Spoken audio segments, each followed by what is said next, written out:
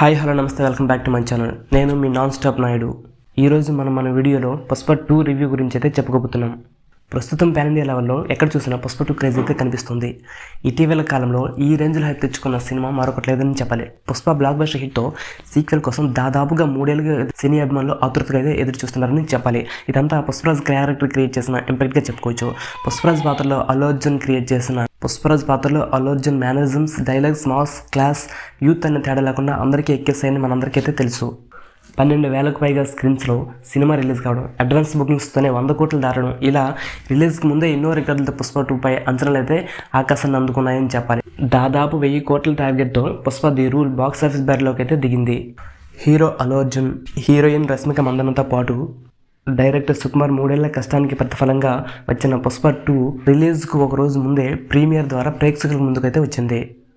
పుష్ప 2 ఎలా ఉంది? పుష్పరాజ్గా బన్నీ ఏ రేంజ్లో చెలరేగిపోయాడు? సీక్వెల్ నిజంగానే బాక్స్ ఆఫీస్ షేక్ చేసిందా లేదా అని అంటే పుష్పరాజ్ అంటే నేషనల్ కాదు ఇంటర్నేషనల్ అనే లైన్ వైరల్ అయితే అవుతుంది. పుష్పరాజ్ అలియాస్ అల్లు అర్జున్ ఎర్రచందనం సిండికేట్ సామ్రాజ్యానికి తిరుగులేని నాయకుడిగా మారతాడు. తనకంటూ సొంతంగా ఓ పెద్ద సామ్రాజ్యాన్ని ఏర్పాటు చేసుకుంటాడు. మరోవైపు తనను అవమానించిన పుష్పపై పగతో రగిలిపోతూ ఉంటాడు. పుష్ప చేస్తున్న ఎర్రచందనం అక్రమ రవాణాను అడ్డుకోవాలని ప్రయత్నిస్తూ ప్రతిసారి ఓడిపోతుంటాడు. అలాగే సీఎంతో పుష్ప ఓ ఫోటో దిగితే చూడాలని శ్రీవల్లి అలియాస్ రష్మిక మందన్న ఆశపడుతూ ఉంటుంది. కానీ సీఎం మాత్రం పుష్పరాజును స్మగ్లర్ అంటూ చులకనగా మాట్లాడుతూ అతడితో ఫోటో దిగడానికి అయితే నిరాకరిస్తుంటాడు. దీంతో సీఎం దించేసి ఆ పదవిలో సిద్ధప్ప అలియాస్ రావు రమేష్ను కూర్చోబెట్టాలని పుష్ప అయితే నిర్ణయించుకుంటాడు. అందుకోసం డబ్బు భారీగా అవసరం అవడంతో ఓ విదేశీయుడితో 5,000 కోట్ల భారీ డీల్కు కుదుర్చుకుంటాడు. తాను విదేశాలకు తరలిస్తున్న ఎర్రచందనాన్ని పట్టుకుంటే తిరిగి కూలీవాడిగా మారతానని భన్వర్ సింగ్ శెకావత్ని పుష్ప ఛాలెంజ్ చేస్తాడు. ఆ తర్వాత ఏమైందంటే ఈ ఛాలెంజ్లో పుష్ప నెగ్గాడా? పుష్ప ఢీల్ను అడ్డుకోవడానికి భన్వర్ సింగ్ శెకావత్ ఏం చేశాడు? అతన్ని పుష్ప ఏ విధంగా బోల్తా కొట్టించాడు? తన అన్న కూతుర్ని రక్షించడం కోసం ఏకంగా సెంట్రల్ మినిస్టర్ ప్రతాప్ రెడ్డితోనే అలియాస్ జగ్గపతి బాబుతోనే పుష్ప ఎందుకు వైరం పెట్టుకున్నాడు అన్నదే పుష్ప 2 కథ.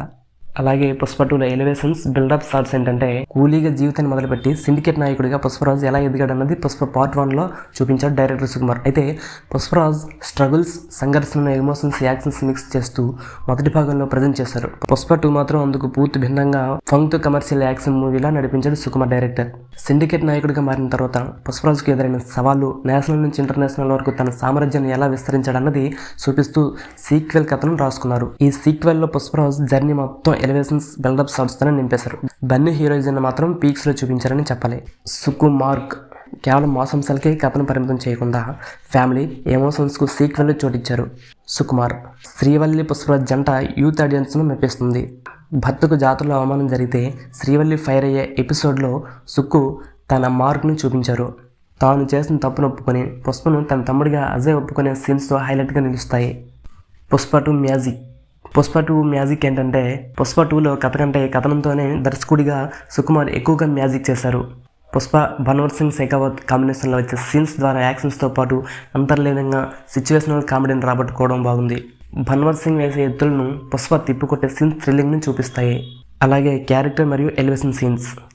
పుష్ప 2 ఫస్ట్ హాఫ్లో కథ కంటే పుష్ప క్యారెక్టర్ను ఎలివేట్ చేసి సీన్స్ ఎక్కువగా కనిపిస్తాయి. జపాన్ షిప్ హార్బర్లో బ్యాక్ డ్రాప్లో వచ్చే ఎంట్రీ సీన్స్తోనే పుష్ప 2 రేంజ్ ఏంటో హింట్ ఇచ్చేశాడు. శ్రీవల్లి అనుబంధం, మరోవైపు పుష్పరాజ్కు భన్వర్ సింగ్ శెకావత్కు మధ్య గొడవలు చుట్టూ ఫస్ట్ హాఫ్ను అయితే నడిపించారు. సారీ చెప్తానంటూ భన్వర్ సింగ్ను పుష్ప దారుణంగా అవమానించే సీన్తోనే సెకండ్ హాఫ్లోకి ఎంట్రీ ఇచ్చాడు సుకుమార్.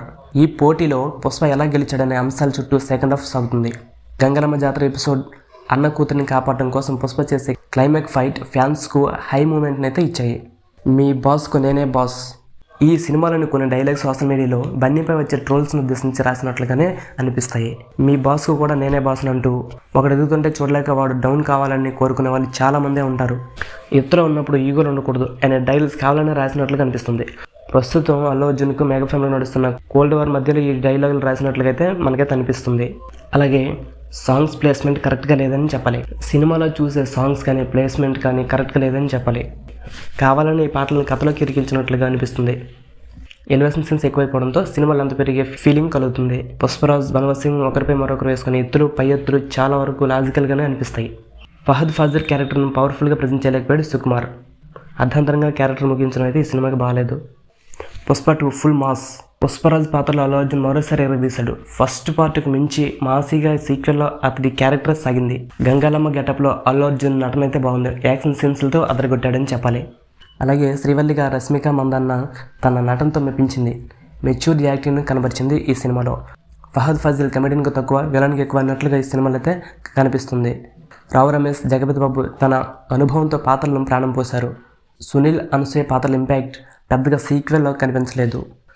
అలాగే సత్య ఓ సీన్లో అయితే మెరిశాడు. అలాగే ఈ సినిమాలో కిసిక్ సాంగ్లో శ్రీలీల డ్యాన్స్లు అయితే ఆకట్టుకుంటాయి.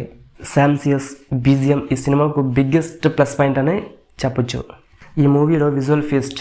పుష్ప 2 అల్లు అర్జున్ అభిమానులకు విజువల్ ఫీస్ట్గా నిలిచి కమర్షియల్ యాక్షన్ మూవీ ఇది. పుష్పరాజ్ పాత్రలో అల్లు అర్జున్ మరోసారి అదరగొట్టాడని చెప్పొచ్చు. అతడి యాక్టింగ్తో పాటు యాక్షన్ సీక్వెన్స్లు, ఎలివేషన్స్ కోసం పుష్ప 2 సినిమాను చూడొచ్చు. నేను ఇచ్చే ఈ రివ్యూని బట్టి, అలాగే మీరు మూవీకి వెళ్ళి చూసి వచ్చి మీరు చెప్పే రివ్యూని బట్టి మన కామెంట్లు అయితే తెలపండి. జై హింద్.